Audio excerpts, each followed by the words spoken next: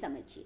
Number 1, Sanjay Joshi और cashew भाई ने 6 साल तक गुजरात निकाला किया, नरेंद्र मोदी को निकलवा दिया कि गुजरात आ नहीं सकते। ठीक है, मिनट, मान लिया उनको उनकी गलती थी। नहीं, गलती की बात नहीं, हम ये कह रहे हैं कि उन्होंने उनके खिलाफ साजिश की, उनके खिलाफ पूरी रणनीतिक लड़ाई लड़ी, नहीं की, पार्टी को तबाह किया, जिसकी वजह से पार्टी डोलड्रम्स में थी।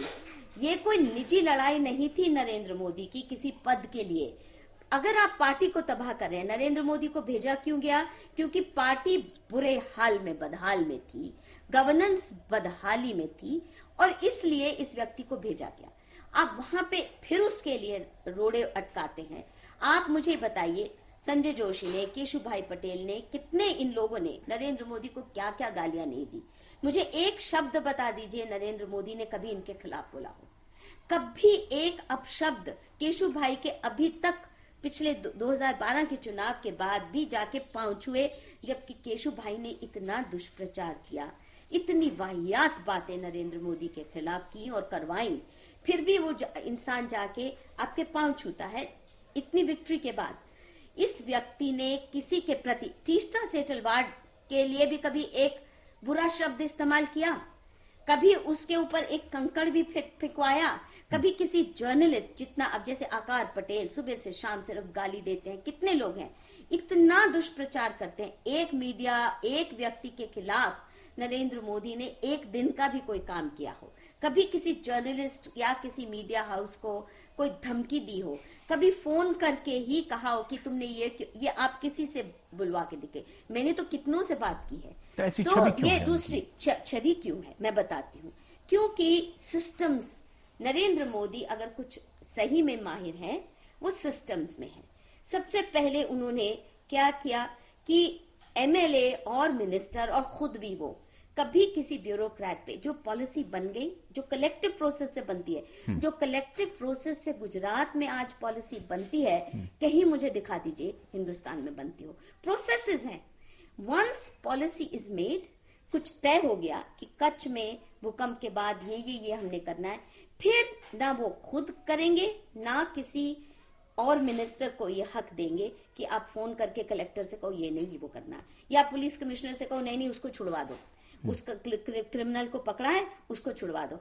इस पे अंकुश लगाया, एमएलएस पे अंकुश लगाया, और एमएलएस को भी ये स्पष्ट हो गया कि प्रशासन में आप अड़ंगी नहीं, आप सहयोगी और सहभागी बने। और जो एमएलए ईमानदारी से, फिर एमएलएस के साथ जो सिस्टम है, देखिए हफ्ते में एक बार नियुक्त समय है जब एमएलए उनसे मिलते हैं, नियुक्त समय है जब उनकी कैबिनेट होती है, ये पूरा टाइम टेबल साल का होता है, मिनट टू मिनट।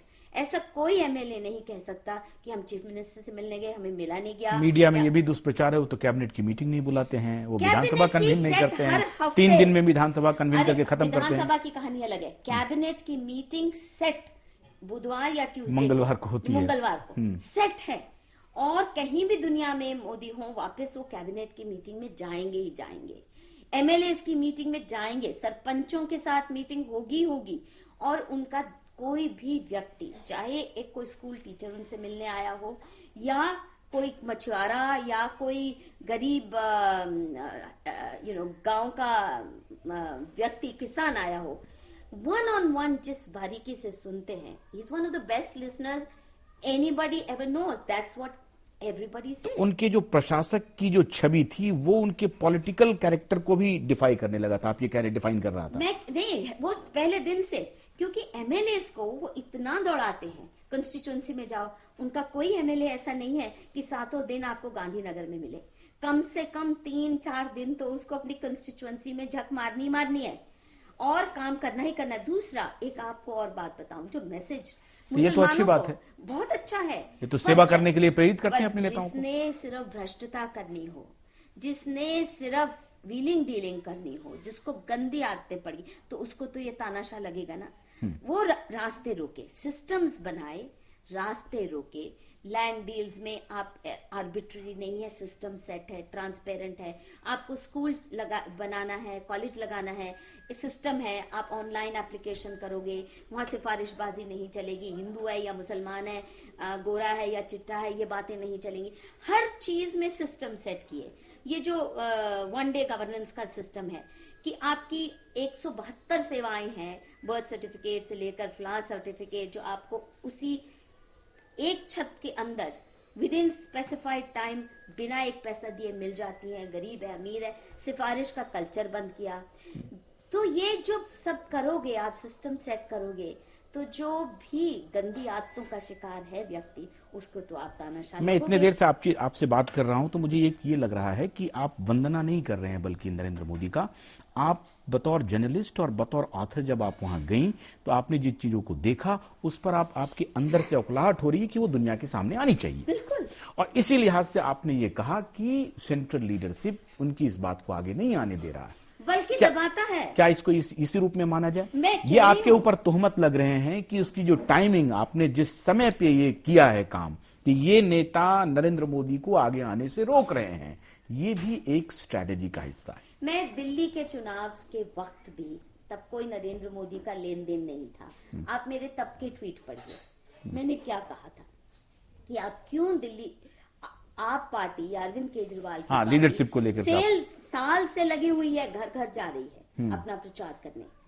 आप यहाँ पे एक तो कॉम्प्रोमाइज चेहरा आगे करते हैं, क्लैरिटी नहीं है, कैंडिडेट्स को 4 हफ्ते भी नहीं पहले आपने डिक्लेयर किया। तो तब के भी मेरे ट्वीट्स हैं, आप कर क्या रहे हैं, आप इनको क्यों गिफ्ट रैप कर रहे हैं दिल्ली का चुनाव। ये 28 की 28 सीटें बीजेपी और कांग्रेस ने मिलके आपको गिफ्ट की है। आपका कहना क्या है, ये इनका जो आपसी कॉन्फ्लिक्ट था सिर्फ मोदी के लिए, या ये जो बुद्धिहीन है, विवेकहीन है, इनको पता ही नहीं है कि क्या करना चाहिए? दिल्ली में डिसोरिएंटेड है पार्टी 3 वजह से। एक तो कांग्रेस के बहुत करीब रह के वो कल्चर में लिप्त हो गए। बहुत से लोग बी टीम माने जाते हैं, कई लोग, बहुत से नहीं, कुछ लोग। यहाँ के कुछ मंत्रियों को कहा जाता था कि 8वां मंत्री भी है विधानसभा में, बोलते तो थे। वो कांग्रेस की बी टीम कुछ लोग माने। दूसरा, दिल्ली में लोकल लीडरशिप को पनपने नहीं दिया गया। आज के दिन कैंडिडेट्स भी इतने कम हैं बीजेपी के पास, इसीलिए कि नेताओं ने नर्चर नहीं किए। यहाँ में आप बताइए कौन दिग्गज नेता हैं जो कह सकते हैं ये हमारे पास 20 कैंडिडेट हैं, कहीं से भी चुनाव लड़वा लो, जीत सकते हैं। बेस नहीं बनने दिया, दबा के रखा।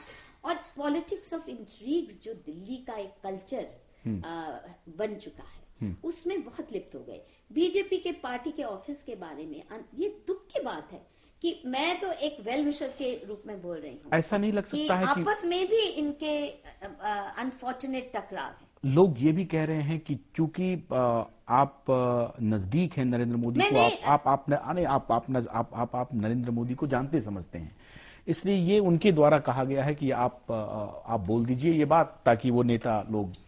देखिए, जो बीजेपी के व्यक्ति अगर कोई अनजान व्यक्ति ये कहे तब तो मुझे हैरत नहीं होगी, परंतु बीजेपी के लोग जो नरेंद्र मोदी को मुझसे ज्यादा जानते हैं, अगर वो ये कहते हैं कि नरेंद्र मोदी मेरे मुंह से कुछ कहलवाएंगे, इसका मतलब वो या तो इतनी उनको नुकसान हो सकता है, इसका आपको लगता है? नहीं, सुनिए, पूरी मेरी बात सुन लीजिए पहले, बीच में मत टोकिए, क्योंकि ये बहुत अहम बात बता रही हूँ। नंबर 1, मैं जितना भी उनको जानी हूँ वो केवल एक बहुत फॉर्मल, मेरी तरफ से भी मैं नहीं चाहती थी कि कोई निजी इक्वेशन बने, क्योंकि फिर मैं कॉन्फिडेंस के साथ काम नहीं कर पाऊंगी। ना नरेंद्र मोदी ने जरा भी कोशिश की मुझे किसी तरह से भी इन्फ्लुएंस करने की। और एक इसका उदाहरण मैं देती हूँ, मैंने तय किया था पहले 6 महीने मैं नरेंद्र मोदी से मिलूंगी भी नहीं। मैं उससे पहले तो जानती भी नहीं थी, कोई मेरा लेन देन नहीं था। 6 महीने अध्ययन करने के बाद मैंने अपॉइंटमेंट मांगा, तब मुझे फिर भी मेहनत करके ही मिलना पड़ा। मैं क्योंकि 2-2, 3-3 घंटे की एक सेशन मांगती थी, मैं नहीं चाहती थी 15 मिनट आधा घंटा वाला, तो उनको बड़ी मुश्किल से मुझे टाइम निकालना पड़ा।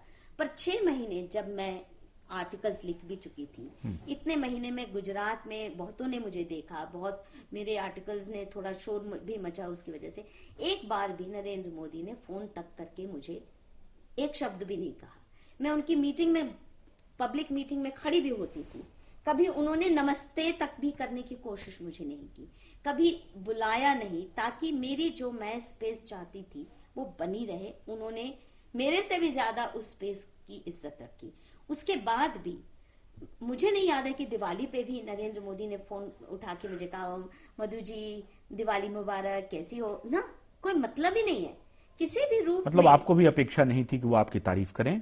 ना, मैं या... चाहती ही नहीं थी, क्योंकि मैं जब मिली भी हूं उनसे, उन्होंने मेरे किसी आर्टिकल की चर्चा नहीं की। और मुझे ये भी कि उन्होंने क्या पढ़ा नहीं पढ़ा, बिल्कुल। और ये मेरे को बहुत अच्छा लगा, मुझे बहुत अच्छा लगा। मैं तो हंसती थी उनके लोगों के, अफसरों के सामने, कि चाय भी मांग के पीनी पड़ती है।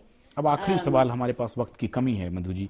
आडवाणी जी ने कहा कि हमारी पार्टी में एक व्यक्ति की पूजा होनी शुरू हो गई है और वो लाजमी भी है, हर जगह पोस्टर बैनर चल रहे हैं। लगता नहीं है कि इस उम्र के पड़ाव पे आडवाणी जी को भी सम्मान मिलते रहना चाहिए और मोदी जी को, सेंट्रल लीडरशिप को रेस्पेक्ट करते रहना चाहिए? उनको ये कहना चाहिए कि हाँ, मैं लीडर हूं, आपने मुझे प्रधानमंत्री का उम्मीदवार बनाया है, लेकिन आपके बिना हम कुछ नहीं है। ये भी तो संकेत आना चाहिए। आडवाणी जी उनको दुत्कारते हैं, तब भी पब्लिकली नरेंद्र मोदी उनके पांव छूते हैं। और आप मुझे बताइए किस व्यक्ति की उन्होंने बेइज्जती की? एक शब्द बता दीजिए, एक शब्द।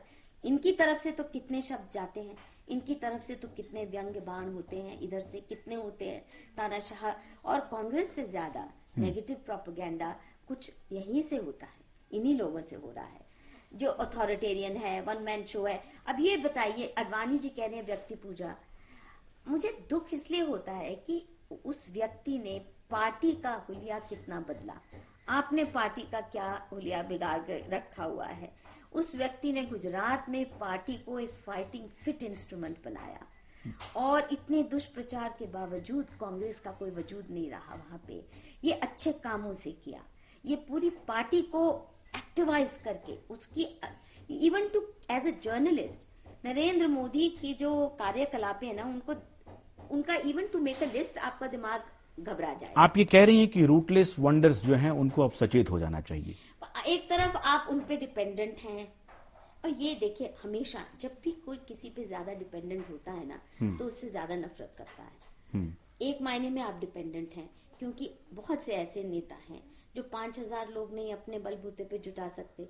ये आदमी जिस स्टेट में जाता है 5 लाख लोग आ रहे हैं। नहीं, मोदी लेकिन सैकड़ों मोदी बना देंगे अपनी पार्टी के अंदर, आपको लगता है? क्योंकि आपने कहा कि बेस्ट टीम लीडर है वो, तो रूटलेस वंडर को इसलिए सचेत हो जाना चाहिए कि या तो मोदी की तरह बन जाए। महात्मा गांधी कोई सैकड़ों गांधी तो नहीं बना पाए, पर छोटे छोटे गांधी हर गांव में आपको मिलने लगे। इसी किस्म से आज जो बीजेपी का कार्यकर्ता, जिस किस्म का मुझे सरपंच मिलता है, जिस किस्म के कई सारे एमएलए मिले, जिस किस्म के पार्टी के लोग मिले, जिन्होंने हिंदू मुसलमान की खाई को कैसे ब्रिज किया, दंगा मुक्त बनाया, ये कोई नरेंद्र मोदी अकेले नहीं कर सकते थे। जिस किस्म की गुडविल और सहृदयता उन्होंने पैदा की दंगाग्रस्त गुजरात में, ये तो तभी हो सकता है जब छोटे से छोटा कार्यकर्ता भी वो मैसेज को आत्मसात करे। आप दिल से मानती हैं कि सेंट्रल लीडरशिप मोदी का विरोध कर रही है? नहीं, ये क्या, देखिए, मेरे दिल से मानने का नहीं, मेरे को दुख ये है, आपका जो एनालिसिस है, मेरा एनालिसिस है कि ये डरे हुए हैं। ये दुखदाई बात है, क्योंकि ये इतिहास को एक नया मोड़ देने का बीजेपी को पहली बार इतना बड़ा श्रेय मिल रहा है। इनको डरना नहीं चाहिए मोदी से, डरना नहीं, नंबर 1। और आडवाणी जी को तो as a patriarch he could own him, मेरी प्रोडक्ट है देखो।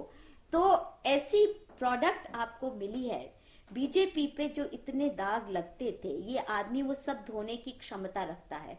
दुर्भाग्य से जो आरएसएस पे दाग लगते थे, मुझे भी आरएसएस को पहली बार एक नई दृष्टि से देखने को मजबूर होना पड़ा कि अगर ये प्रोडक्ट हो सकती है आरएसएस की, तो ये जो फासिस्ट हैं, हिटलेरियन है, फला है, डिमका है, हमें सोचना पड़ेगा। बहुतों को मजबूर कर रहा है ये आदमी सोचने को, मुसलमानों को मजबूर किया कि अगर ये आरएसएस का कल्चर है तो हमें कोई अपनाने में दुख नहीं है। 31% वोट मुसलमान का ये आदमी गुजरात में लेके आता है दुष्प्रचार के बावजूद। आपको इसके झंडे फैलाने चाहिए थे इस बात के। किसी ने बोला, किसी आज तक कितने लोगों के मुंह से सुना है कि 31% वोट आया मुसलमान का आपके दुष्प्रचार के बावजूद?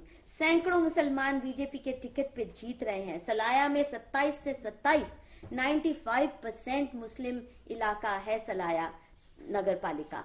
27 में 27 बीजेपी के टिकट में जीत के आते हैं। और आपने इसके झंडे गाड़ने चाहिए थे इस बात के। आप क्यों नहीं गाड़ रहे? मुझे मतलब हैरत मोदी है। से डरने की जरूरत नहीं है, मोदी देश के नेता है, ना सिर्फ बीजेपी के नेता ये है, और hypocrite देश बहुत बढ़िया होने वाला है। देखिए, मेरा विश्वास है कि इतना सिंसियरिटी और इतनी बड़ी विजन के साथ काम करने वाला बड़ी मुश्किल से देश को मिलता है कोई। He is a treasure. मैं बिल्कुल बेझिझक होके कह सकती हूँ, he is a national treasure. इस वक्त अगर कोई देश के लिए एक नया चैप्टर, अध्याय, करप्शन मुक्त और ये जो अंधकार में हमारी डेकेड्स रही हैं कुछ पिछली, दंगा उससे मुक्त मुक्ति मिल जाएगी। दंगा मुक्त बना सकता है, भ्रष्टाचार मुक्त बना सकता है और देश को वाकई ही फर्स्ट वर्ल्ड नेशंस के कंपटीशन में लाने की इच्छा रखना और उसकी काबिलियत रखने की कोई रखता है तो नरेंद्र मोदी। बहुत बहुत शुक्रिया मधु जी, आपने अपने ऊपर भी तोहमत ली, लेकिन बहुत बेबाकी से, गालियां खाई। बहुत बेबाकी से, बहुत मजबूती से आप उस तोहमत को झेल भी रही हैं और उसका जवाब भी दे रही हैं। बहुत बहुत शुक्रिया एस्पायर से बात करने के लिए।